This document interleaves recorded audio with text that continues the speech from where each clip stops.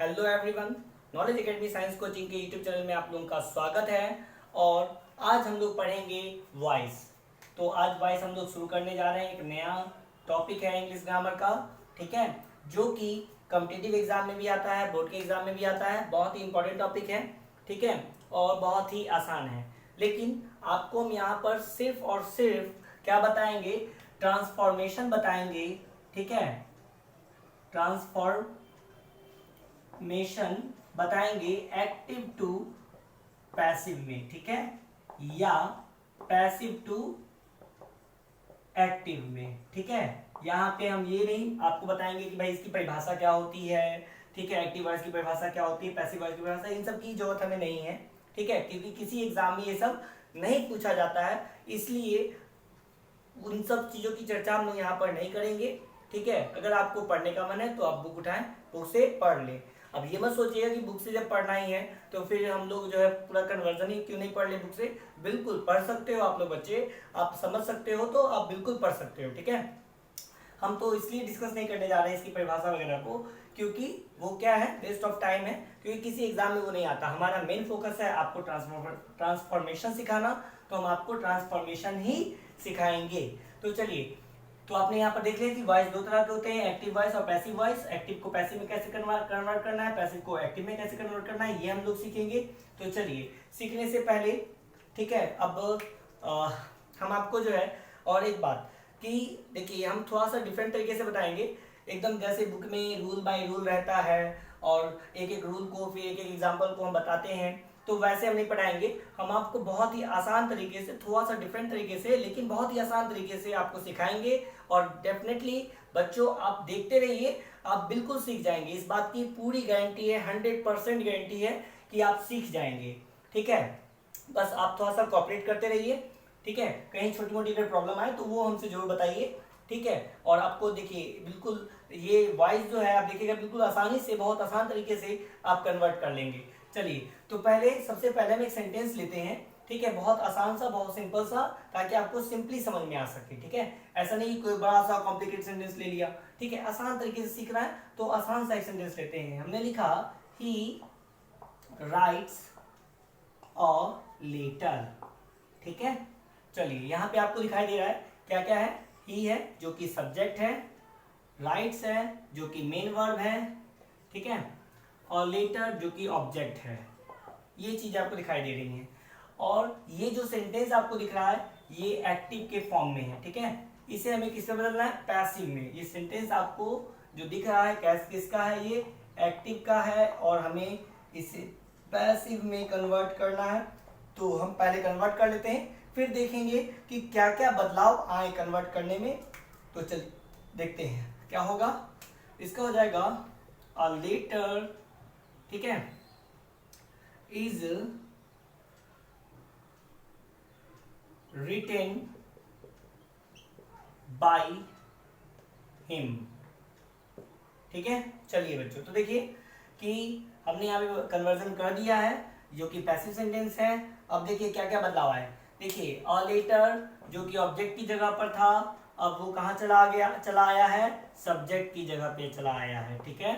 दूसरा क्या देख रहे हैं हम लोग कि ही जो सब्जेक्ट था वो हिम बन के कहाँ चला आया है, ऑब्जेक्ट की जगह पे आया है, ठीक है। जो राइट्स था, मेन वर्ब था, ये V5 के फॉर्म में था, तो ये क्या आ गया है, ये बदल के आ गया है V3 के फॉर्म में। अब इधर तो कुछ बचा नहीं, इसमें नई चीजें जुड़ी हैं। नई चीजें कौन कौन सी हैं, तो आपकी नई चीजें हैं इज और बाय, मतलब इस सेंटेंस के अकॉर्डिंग नई चीजें की बात कर रहे हैं हम लोग, ठीक है। इस सेंटेंस के लिए नई चीजें हैं, ठीक है, क्योंकि इसमें इस कहीं दिखाई दे रहा है, नहीं दिखाई दे रहा है, बाय कहीं दिखाई दे रहा है, नहीं दिखाई दे रहा है, लेकिन हमने यहाँ पे जोड़ रखा है। तो देखिए, तो यहाँ पर आपको अब ऐसा नहीं कि हेल्पिंग वर्ब जो है नई चीजें हैं, मतलब कि अब देखिए इसमें क्या था, इसमें हेल्पिंग वर्ब छुपा हुआ था, हेल्पिंग वर्ब छुपा था, ठीक है। आप अगर ध्यान से देखिए तो ये V5 फॉर्म में है, और इसका हेल्पिंग वर्ब क्या होता है, डू या डज, ठीक है, डू या डज इसका हेल्पिंग वर्ब होता है जो कि छुपा हुआ रहता है, ठीक है। ऐसे सेंटेंसों में कभी कभी दिखाई भी देता है, कभी कभी छुपा भी रहता है, तो ये डू और डज। तो यहाँ पर जो है आपने क्या क्या देखा उसको हम पहले पॉइंट आउट कर लेते हैं। सबसे पहले हम लोग ने देखा कि भाई ऑब्जेक्ट क्या बन गया, सबसे पहले ऑब्जेक्ट सब्जेक्ट बन गया। तो बिल्कुल इसको इस पॉइंट को लिख लीजिए कि ऑब्जेक्ट क्या बन जाएगा, सब्जेक्ट बन जाएगा। बहुत ही आसान है, ये सभी सेंटेंस में होगा, वॉइस के जितने भी सेंटेंस है सभी सेंटेंस में। अभी हम लोग कुछ सेंटेंस ऐसे होते हैं जिसमें हो सकता है आपके मन में प्रश्न चल रहा हो कि अगर सर ऑब्जेक्ट नहीं रहेगा तो क्या करेंगे। तो बच्चे अभी उस सेंटेंस के बारे में नहीं सोचना है, अभी हमें सिर्फ उसी सेंटेंस के बारे में सोचना है जिसमें ऑब्जेक्ट होंगे। अब बिना ऑब्जेक्ट वाले सेंटेंस आगे हम लोग देखेंगे, ठीक है। पहले ऑब्जेक्ट वाले सेंटेंस की बात कर रहे हैं, जहां भी ऑब्जेक्ट होगा तो उसमें ऐसा ही होगा कि ऑब्जेक्ट सब्जेक्ट बनेगा ही बनेगा 100%, ठीक है। बिल्कुल फिक्स हो गया ये हर वॉइस के लिए, ठीक है। अब देखिए, अब दूसरी बात हमने क्या देखी, दूसरी बात हमने देखी कि भाई अभी ये नई चीज थी, छोड़ो ये मेन वर्ब। तो दूसरी बात हम लोगों ने देखा कि मेन वर्ब जो है वो किसी भी फॉर्म में यहाँ पर हो, एक्टिव में, इधर एक्टिव की बात कर रहे हैं और इधर हम पैसिव की बात कर रहे हैं, ठीक है। सब्जेक्ट यहाँ पे, इधर हम पैसिव की बात कर रहे हैं, ठीक है। क्या देखिएगा, तो भाई मेन वर्ब किसी भी फॉर्म में हो, इधर जब यानी कि पैसिव जब बनाएंगे, जब भी उसका पैसिव बनाएंगे तो वो हमेशा किस फॉर्म में रहेगा, V3 के फॉर्म में, ठीक है। ये ध्यान कर लीजिए, V3 फॉर्म में बन जाएगा। अब उसके बाद क्या दिख रहा है, और दिख रहा है कि ये जो ऑब्जेक्ट बन गया यानी कि सब्जेक्ट, तीसरी बात जो है ये सब्जेक्ट क्या बन जाएगा, ऑब्जेक्ट बन जाएगा। तो भाई जो जिस केस में रहेगा यानी कि जिस स्थान पे रहेगा वो उसी केस में रहेगा। सब्जेक्ट के स्थान पे आएगा तो सब्जेक्टिव केस में ही रहेगा, ऑब्जेक्ट के स्थान पे आएगा तो ऑब्जेक्टिव केस में ही रहेगा, ठीक है। चलिए, तो ये बात बिल्कुल क्लियर हो गई। तो ये तीन चीजें हमने देखी। अब जो है चौथी एक बात, क्या ये बाई आया है ना, पहले इसको देख लेते हैं, बाई। तो ये बाई जो है हमेशा आपको ध्यान रखना है कि पैसिव में ऑब्जेक्ट के पहले हमेशा बाई लगेगा। ध्यान रखिएगा, हमेशा कहां लगेगा, ऑब्जेक्ट के पहले लगेगा बाई, ठीक है। ये ध्यान कर लीजिए। चलिए, अब आ गया पांचवी चीज जो थी वो आपका था हेल्पिंग वर्ब। तो हेल्पिंग वर्ब क्या है, जरूरत के अनुसार, जरूरत यानी कि हेल्पिंग वर्ब आपको दिखाई देगा या नहीं भी दिखाई देगा, किसमें, तो एक्टिव में, लेकिन पैसिव में जरूरत के अनुसार हेल्पिंग वर्ब बदलेगा।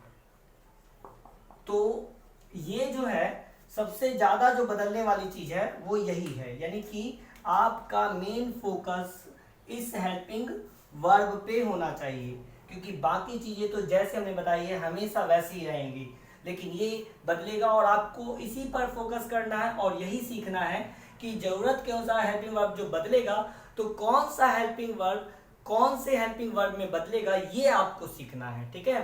चलिए, तो ये हमने कुछ आपको बातें बता दी, ठीक है, जो यही रूल्स भी हैं, ठीक है। अब हमें क्या है, देखिए रूल्स दो तरीके से पढ़ते हैं, ठीक है। एक हम लोग पढ़ते हैं ऐसे, क्या, सेंटेंस बाय सेंटेंस, जैसे सिंपल प्रेजेंट टेंस है तो उसका भाई जो रूल है, फिर प्रेजेंट कंटिन्यूअस है उसका क्या रूल है, तो स्ट्रक्चर के अनुसार उसको पढ़ते चले जाते हैं कि भाई एक्टिव का स्ट्रक्चर ऐसा होता है सिंपल प्रेजेंट में और पैसिव का स्ट्रक्चर ऐसा होता है। फिर प्रेजेंट कंटिन्यूअस में आते हैं तो देखते हैं एक्टिव का स्ट्रक्चर ऐसा होता है तो पैसिव का स्ट्रक्चर ऐसा होगा, तो उस तरह से पढ़ते जाते हैं। तो उसमें क्या है कि आपको बहुत ज्यादा पढ़ना पड़ेगा और सीखेंगे उतना ही, और यहाँ पर क्या है बहुत कम चीजों को आप ध्यान में रख करके, ठीक है, आप बस बहुत कम चीजों पर ही आपको ध्यान देना होगा, आप भूलेंगे भी नहीं, ऐसे बताएंगे हम आपको कि आप भूलेंगे भी नहीं, और देखिएगा आपको वॉइस बिल्कुल आसानी से आ जाएगा। वहां पर क्या होता है कभी कभी लोग कंफ्यूज होने लगते हैं क्योंकि बहुत ज़्यादा चीज़ें पढ़नी पड़ती हैं, बहुत ज़्यादा याद करना पड़ता है, लेकिन यहाँ पर बहुत ज़्यादा आपको नहीं याद करना है, बहुत ज़्यादा आपको नहीं पढ़ना है, आपको बस एक चीज़ पर ध्यान देना है, वो है हेल्पिंग वर्ब। और जैसे हम बताएंगे वैसे आप अगर हेल्पिंग वर्ब को बदलते हैं तो आपको स्ट्रक्चर की जरूरत नहीं, आपको देखिएगा बस सेंटेंस सामने दिखना चाहिए, आप आराम से उसको पैसिव में कन्वर्ट कर लेंगे। तो चलिए देखते हैं अब सेंटेंस बाय सेंटेंस कि इसको कैसे हम फॉलो करते हैं और हम कैसे सीख जाते हैं बहुत ही आसान तरीके से। चलिए देखते हैं। तो यहाँ पे हम लोग पहले एक सेंटेंस लेते हैं। सबसे पहला सेंटेंस वो है सिंपल प्रेजेंट का, ठीक है। देखिए वहीं से शुरू करेंगे, बाकी सभी सेंटेंस को देखेंगे हम लोग, लेकिन शुरुआत हम लोग वहीं से करेंगे क्योंकि वो बहुत ही आसान होता है और वहां से ही सभी बुक में लगभग दिया रहता है और वहीं से शुरू करता है, तो हम लोग भी वहीं से शुरू करेंगे, ठीक है। बिल्कुल टेंशन लेने की बात नहीं है। चलिए पहला सेंटेंस हम लोग का कौन सा हो गया, सिंपल प्रेजेंट, ठीक है, टेंस। जिसे हम लोग प्रेजेंट इंडिफिनिट टेंस भी कहते हैं। ठीक है, चलिए ये हो गया। अब इसमें क्या है, इसका एक सेंटेंस लेते हैं। पहला अभी भी जो सेंटेंस लिखा होता उसी का ही था। ठीक है, फिर से उसको लिख लें, दूसरा लेते हैं और दूसरा लेते हैं। Ram Yeats a mango. देखो ले लिया हमने। ठीक है, ये सेंटेंस है सिंपल प्रेजेंट का ही। ठीक है, यानी कि राम आम खाता है। चलो अब इसको कन्वर्ट करते हैं। तो ये आप देख रहे हो ये एक्टिव में है। ठीक है, अब हम लोग पैसिव में देखते हैं क्या बनेगा, कैसे बनेगा। तो भाई आपने क्या देखा यहाँ पे, ऑब्जेक्ट सब्जेक्ट बनेगा। तो यहाँ पे ऑब्जेक्ट आपको बिल्कुल दिख रहा है कि अब मैंगो क्या है, आपका ऑब्जेक्ट है। तो अ मैंगो। ठीक है, अ मैंगो। ठीक है, लिख दिया हमने। अब क्या कह रहा है भाई, ऑब्जेक्ट सब्जेक्ट बन गया। ठीक है, उसके बाद आपने क्या देखा, मेन वर्ब जो है वो किसी भी रूप में है वो V3 बन जाएगा। तो इट का V3 क्या होता है, इट का इट एट और इटेन, इट एट और इटेन होता है। तो यहाँ पे थोड़ा सा जगह रखेंगे हेल्पिंग वर्ब के लिए, हेल्पिंग वर्ब की जरूरत है यहाँ पे। तो इटेन हो जाएगा। और आपने क्या देखा, मेन वर्ब हो गया V3 में, सब्जेक्ट ऑब्जेक्ट की जगह पे आएगा। तो भाई ऑब्जेक्ट की ये रहा, ऑब्जेक्ट की जगह इधर है, तो सब्जेक्ट राम, तो राम आ गया। आपने और क्या देखा, पैसिव में ऑब्जेक्ट के पहले हमेशा बाय लगेगा। तो राम आया है ऑब्जेक्ट की जगह पे, तो हमेशा इसके पहले क्या लगेगा, बाय लगेगा, लग गया। ठीक है, अब बच गया कौन, ये हेल्पिंग वर्ब। ठीक है, तो इसमें क्या हेल्पिंग वर्ब दिख रहा है, नहीं। तो क्या इसका मतलब इसमें हेल्पिंग वर्ब नहीं है, तो है, इसका हेल्पिंग वर्ब है। तो भाई इसका हेल्पिंग वर्ब है क्या, तो इसका हेल्पिंग वर्ब है डू या डज, जो कि छुपा हुआ है। ठीक है, तो ये आपको सीखना है यहाँ पे कि डू या डज को हम लोग कन्वर्ट कर देंगे इज आर एम में। बस आपको यही ध्यान रखना है। ठीक है, अब इज आर एम में से जरूरत के अनुसार जिसके साथ जो लगना चाहिए वो लगेगा। जैसे मैंगो है, सिंगुलर है, तो इसके साथ क्या लगना चाहिए, इज, तो यहाँ पे इज लगेगा। आपका काम खत्म, ये आपका पूरा कंप्लीट हो गया, पैसिव बन गया आपका। ठीक है, इसी तरह से हम कोई दूसरा एग्जांपल लेते हैं और उसको थोड़ा सा चेंज कर लेते हैं, यहीं पर कर लेते हैं क्या भाई, हम लेते हैं दे। ठीक है, दे डू नॉट, निगेटिव का sentence, they do not eat mangoes. ठीक है, चलिए अब देखिए यहाँ पे मैंने लिख लिया, ये नेगेटिव सेंटेंस है लेकिन है किसका, सिंपल प्रेजेंट टेंस का ही है, लेकिन कैसा, नेगेटिव। तो कन्वर्ट करते हैं इसको। तो भाई कन्वर्ट करेंगे तो फिर वही आप देखो, आपने क्या सीखा है भाई, ऑब्जेक्ट सब्जेक्ट बनेगा, तो मैंगोज आपका क्या बन गया, सब्जेक्ट बन गया, है ना, मैंगोज।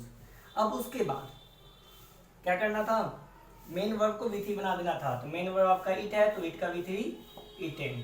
फिर उसके बाद क्या करना था आपको, सब्जेक्ट की जगह पे ऑब्जेक्ट लिखना था दे। तो दे जो है ये सब्जेक्ट है, तो ऑब्जेक्ट की जगह पर जाएगा।